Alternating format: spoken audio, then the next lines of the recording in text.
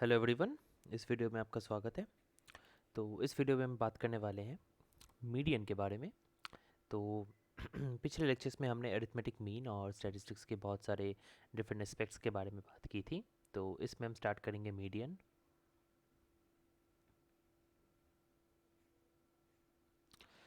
तो मीडियन क्या होता है, पहली बात है ये, और इसका संबंध क्या है अरिथमेटिक मीन और इस डिफरेंट तरह के स्टैटिस्टिकल मेजर्स के साथ, उस बारे में हम यहाँ पे बातचीत करेंगे।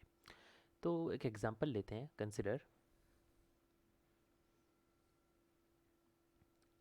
कंसिडर कीजिए that we have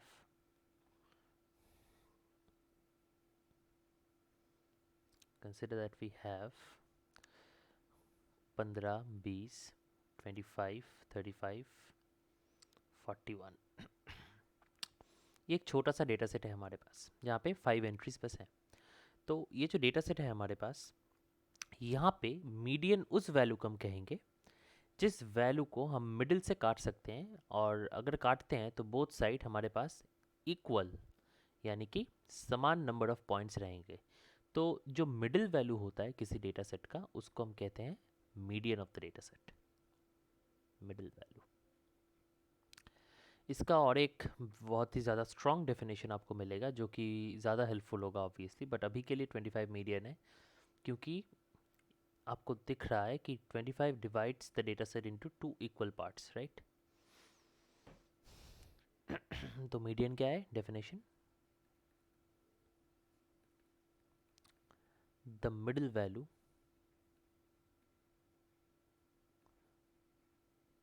of a data set which divides the data set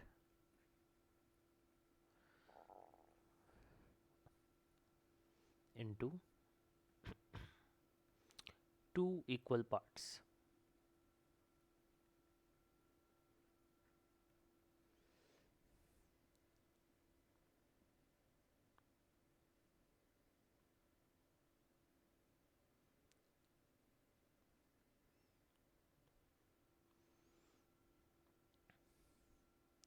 right. तो बेसिक डेफिनेशंस हमें पता है, लेकिन यहाँ पे what we are going to talk about is कि फ्रीक्वेंसी डिस्ट्रीब्यूशंस में हम इसका इस्तेमाल कैसे करें।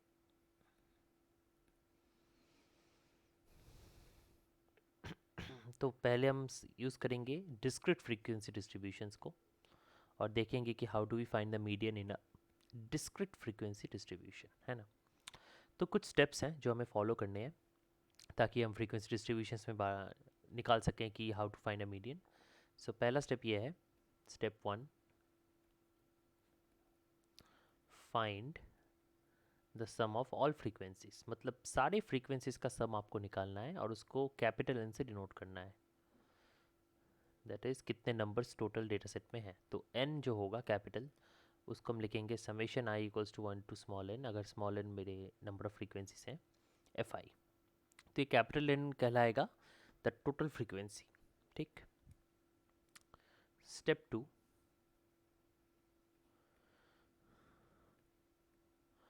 Find the cumulative frequency. तो आपको एक टेबल बनाना है जहाँ पे वो वेरिएबल या क्लास इंटरवल जो भी है वो रहेगा। एक उसका फ्रीक्वेंसी का टेबल कॉलम होगा जहाँ पे सारी करस्पॉन्डिंग फ्रीक्वेंसीज आपको दिखेंगी corresponding to each data point, और उसके साथ साथ पैरेलली आपके पास एक क्यूमुलेटिव फ्रीक्वेंसी डिस्ट्रीब्यूशन वाला टेबल होगा। ठीक। तो आपको वो वाला सी एफ ढूंढना है which is just greater than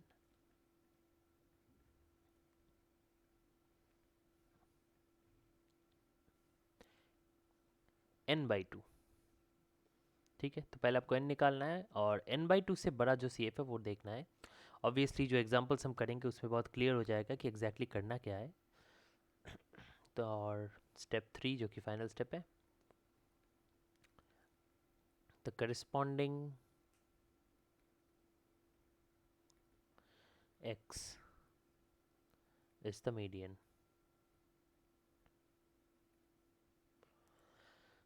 तो अभी क्लियरली बताने के लिए एग्जांपल लेते हैं पहले। तो example, obtain the median for the following distribution.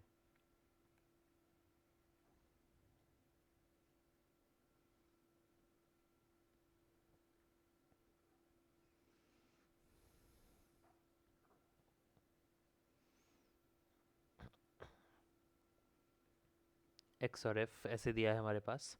X है 1 से लेकर 9 तक, 1 2 3 4 5 6 7 8 9, और इनकी कुछ फ्रीक्वेंसीज दी गई हैं जैसे 8 10 11 16 20 25 15 9 और 6।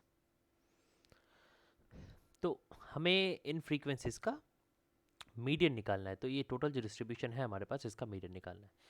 तो ऐसे किसी भी प्रॉब्लम में जहाँ पे आपके पास एक डिस्क्रीट डिस्ट्रीब्यूशन दिया गया हो और आपको मीडियन पूछ रहा है, तो पहला जो स्टेप है वो है एक टेबल निकालना। तो पहली बार मैं अभी ये टेबल बना रहा हूँ, तो मैं थोड़ा धीरे बनाऊँगा ताकि हर स्टेप समझ में आए। We first construct the frequency table. ठीक,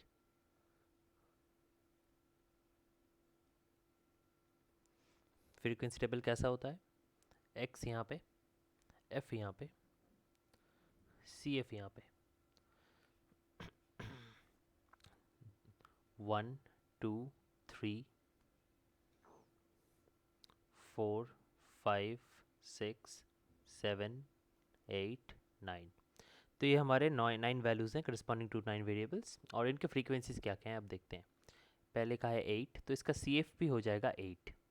ठीक, क्योंकि सी एफ क्या होता है? सी एफ होता है अब तक का जितना भी फ्रीक्वेंसी आपने लिखा है उसका समेशन। ठीक, क्लियर है बात? तो 2 का अगर 10 है तो अब तक आपने जितना भी लिखा है वो हो जाएगा 8 + 10 18, तो अभी तक का सी एफ हमारा रहा 18। नंबर 3 का फ्रीक्वेंसी है 11। अब आपको पीछे से ऐड करने की ज़रूरत नहीं है, क्योंकि आपको पता है इसके पहले का जो एडिशन है फ्रीक्वेंसी का वो ऑलरेडी आपको पिछले वाले सी एफ में दिख जाएगा। तो जो नया वैल्यू अभी हम 3 का लिख रहे हैं फ्रीक्वेंसी, उसको बस ऐड करेंगे तो नया सी एफ भी मिल जाएगा, which is 29। In a similar way हम आगे बढ़ते जाएंगे, ये हो जाएगा 45, ये है 20, सो ये बन जाएगा 65। फिर हमारे पास है 25, तो ये बन जाएगा 90। नंबर 7 का करस्पॉन्डिंग है 15, ये बन जाएगा 105। फिर है 9, ये बन जाएगा 114। फिर है 6, ये बन जाएगा 120। ये जो लास्ट सी एफ होता है इसी को हम कहते हैं capital N, which is the sum of all frequencies. ठीक, तो हमें क्या करना है? हमें पहले निकालना है कि n/2 क्या है। तो n/2 बेसिकली है 120/2, जो कि है 60। और हमें वो वाला ढूंढना है सी एफ जो n/2 से बस बड़ा है। ठीक है, मतलब इमीडिएटली बढ़ा है। तो अब अगर आप सी एफ में देखते हो तो 8 18 29 45 65, तो ये वो पहला वैल्यू है 65 जो 60 से बड़ा है। सो ये हमारा मीडियन क्लास हुआ, और इसके करस्पॉन्डिंग जो एक्स है हमारे पास, जो वेरिएबल है डेटा पॉइंट, वो हमारा मीडियन हुआ। तो therefore 5 is the median.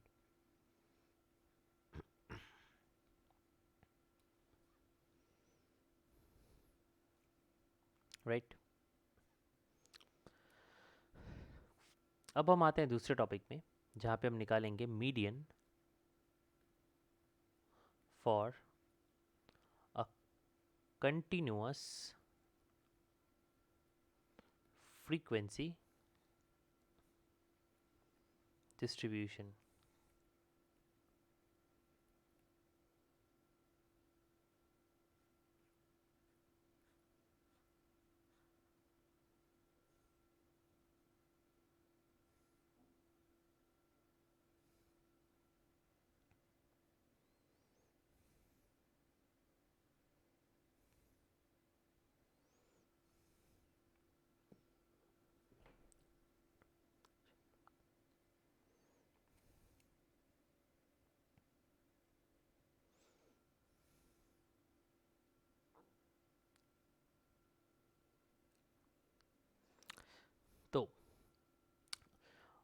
Continuous frequency distribution जो भी है इसको हम क्लास इंटरवल्स में डिवाइड करते हैं. So in a continuous frequency distribution,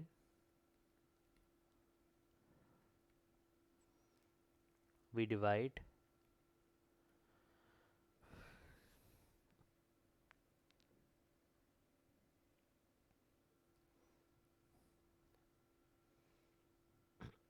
data points into class intervals, right? और इसमें मीडियन का जो फॉर्मूला आता है वो थोड़ा सा कॉम्प्लिकेटेड है, बट अपॉन रेगुलर प्रैक्टिस ये बहुत ही आसान हो जाता है. तो ये होता है L plus H by F whole into N by two minus C. अब इन टर्म्स के मतलब हमें पता होने चाहिए. तो एल का मतलब क्या होता है? एल होता है lower limit of the median class. Okay. H होता है width of the class interval. F होता है frequency of the class interval.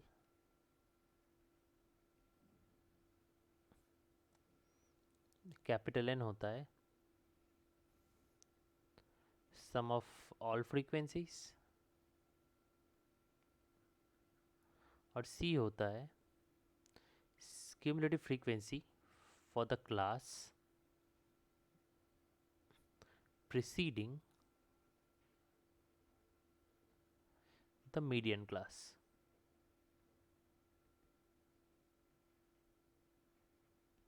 Right? So हम इसको डेरिवेशन के फॉर्म पे दिखा सकते हैं कि how to derive this formula. तो डिराइव द above formula.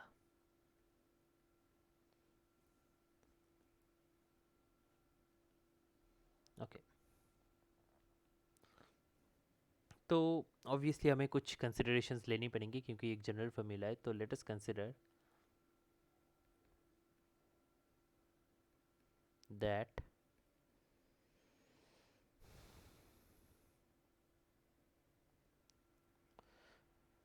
मैं एक जनरल कंटिन्यूस फ्रीक्वेंसी डिस्ट्रीब्यूशन को पहले डिनोट करूँगा जिसमें क्लास इंटरवल होंगे और जिसमें फ्रीक्वेंसी भी होगा and more over cumulative frequency भी होगा.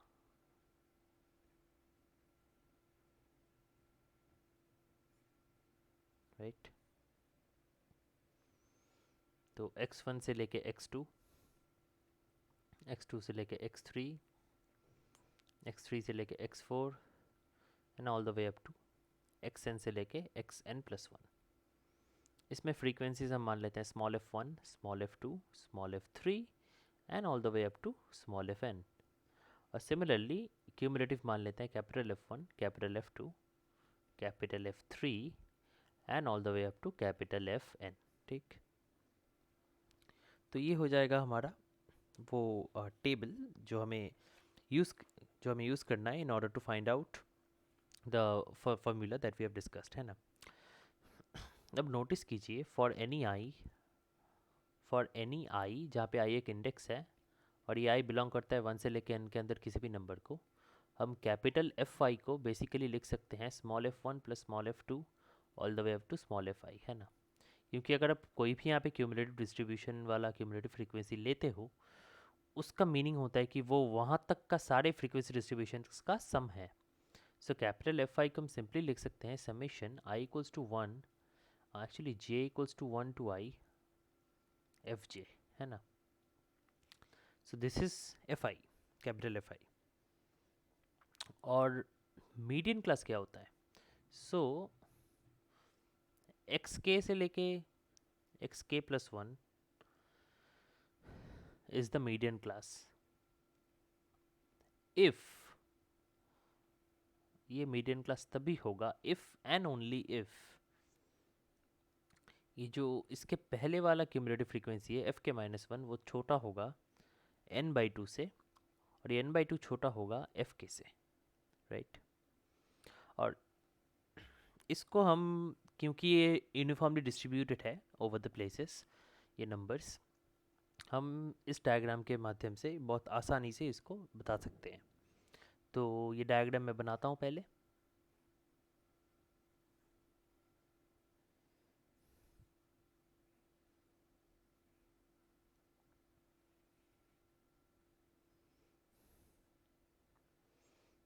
इसको हम नाम देते हैं ओ, इसको हम नाम देते हैं पी, इसको हम नाम देते हैं क्यू।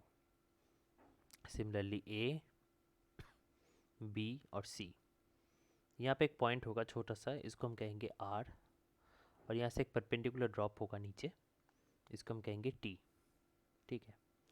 ये जो ए क्यू टोटल आपको दिख रहा है, यही है बेसिकली हमारा केथ फ्रीक्वेंसी, क्यूमुलेटिव फ्रीक्वेंसी, इतना। और ये जो छोटा बी पी दिख रहा है, ये हमारा के माइनस वन वाला फ्रीक्वेंसी है। और ये जो आर टी दिख रहा है, जो मान लेते हैं यहाँ पे एस पे इंटरसेक्ट करेगा, उसको हम कहेंगे एन बाई टू, और इस एंगल को थीटा मान लेते हैं, ठीक। और ऑब्वियसली ये जो लेंथ है पी क्यू, ये क्लास इंटरवल है हमारी, जो कि सेम रहती है, जो कि एच रहती है ना। और यहाँ पे मीडियन कौन सी है? मीडियन ऑब्वियसली है ओ टी, ओ से लेके टी, क्योंकि टी वो पॉइंट है जहाँ तक हमें निकालना है, और टी वो पॉइंट है जहाँ से हमको मीडियन मिलेगा। तो इसकी कैलकुलेशंस कैसे आएंगी? कैलकुलेशंस ऐसे आएंगी, आपको पहले पता है कि in triangle A B C and B P R S दोनों में टेन थीटा का वैल्यू सेम आएगा, राइट। तो टेन थीटा इक्वल्स टू हम लिख सकते हैं R S by B S. हम ये भी लिख सकते हैं कि ये इक्वल्स टू है ए सी बाई बी सी के साथ, ठीक। अब यहाँ से मैनिपुलेशन स्टार्ट होता है। आर एस को हम लिख सकते हैं R T minus T S by B S, और ए सी बाई बी सी को हम लिख सकते हैं A Q by C Q, A Q minus C Q by B C. अब इसको हम लिख सकते हैं टी एस और बी पी सेम है, तो हम लिख सकते हैं R T minus B P by B S.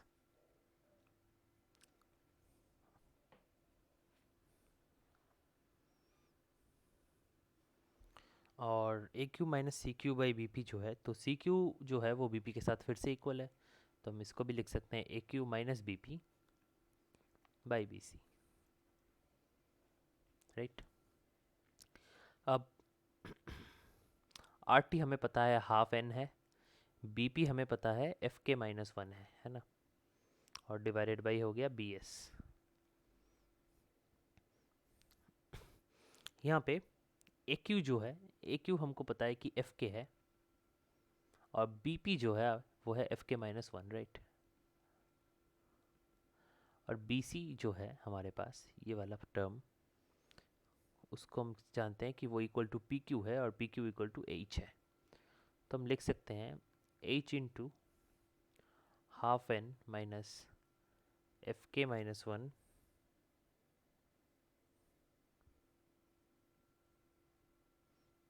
Equals to B S into capital F के माइनस स्मॉल एफ के माइनस वन, कैपिटल एफ के माइनस एफ के माइनस वन। इसको हम वापस लिख सकते हैं H into half N minus capital F के minus one equals to B S into small F के, बिकॉज ये डेफिनेशन से आता है कि एफ के होता है एफ वन से लेके एफ के तक का सम स्मॉल फ्रीक्वेंसीज का, और एफ के माइनस वन सिमिलरली होता है लेकिन एफ के माइनस वन तक का। तो इन दोनों को आप सब्ट्रैक्ट करोगे तो ऑब्वियसली एफ के बचेगा। देयरफॉर ये होता है h by f k into N by two minus capital F के माइनस वन, राइट।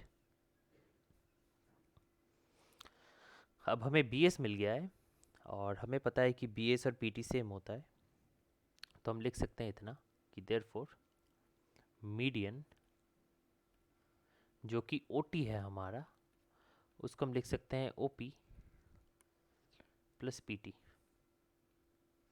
और ओ पी हो जाएगा एल, पी टी हो जाएगा h by f k whole into N by two minus capital F के minus one. और ये वो सेम फॉर्मूला है क्योंकि एफ के हो गया frequency of the median class, तो इसको हम लिख सकते हैं सिर्फ एफ। और सी हो जाता है हमारा cumulative frequency of the preceding class जो कि एफ के माइनस वन है, एंड दस ये फार्मूला बहुत ईजिली प्रूव्ड हो गया, राइट। तो हम इसके बारे में जो प्रॉब्लम्स है वो हम अगले लेक्चर में सारा करेंगे। तो बहुत सारे एग्जाम्पल प्रॉब्लम्स होंगे, बहुत सारे types of patterns of questions होंगे जो हमें सॉल्व करनी है to understand how to exactly deal with this kind of problems in cumulative frequency terms और कंटिन्यूस फ्रीक्वेंसी डिस्ट्रीब्यूशन की तरफ। तो I will see you in the next lecture.